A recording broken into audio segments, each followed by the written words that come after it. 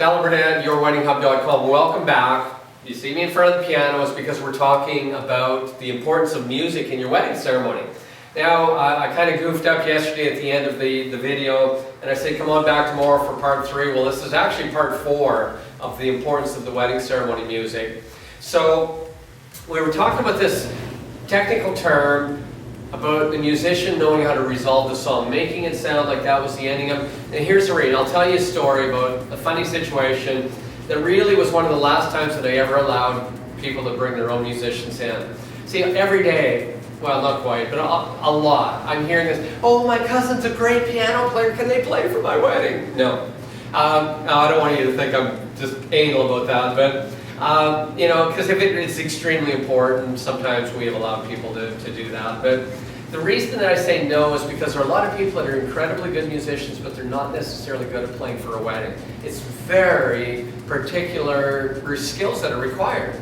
And one of them is what I said about being able to resolve a song. I was doing a wedding in one of our chapels one day, and it was the last time I allowed someone to bring their own musician in. This was a bride, or a violinist and a pianist. Now, I've got to tell you, being a very critical musician myself, they were good.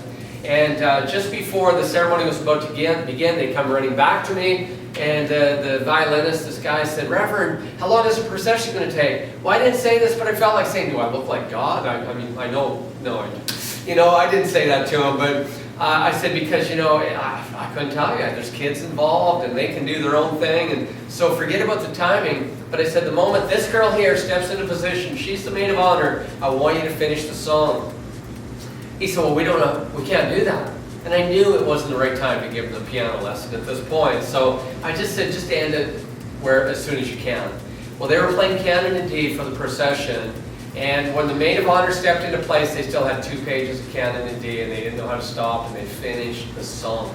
We stood up there for probably 60 to 90 seconds, I guess, somewhere in that range, and I have to tell you, when the bride was waiting to come out of the bride's room, the guests are sitting there, that became a very long time. It felt like 10 minutes.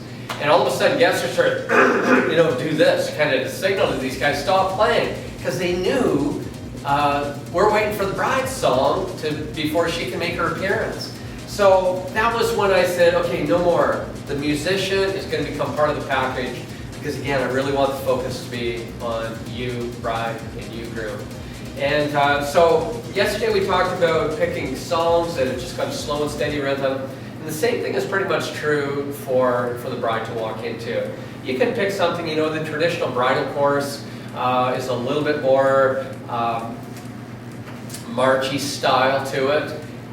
You may like that, but there are so many different ways it can be played. It's still a very popular piece. I'd say that the majority of brides still choose the bridal chorus. Again, it's a good song because of the fact that it's easy to resolve.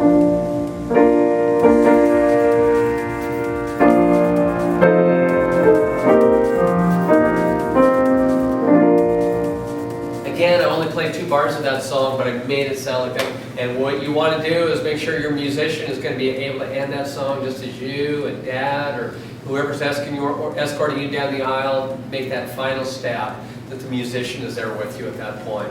So those are some of the details you want to think about when you're choosing your procession music. You can pick a pop song. You can do You Lift Me, You Raise Me Up.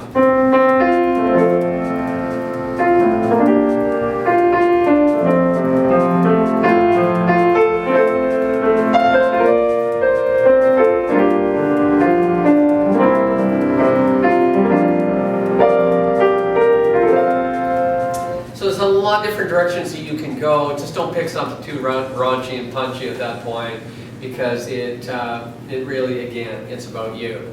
Thank you for checking out this part of planning your wedding ceremony music. We're not done. Come back tomorrow for the final part. We're going to talk about choosing the rest of the music.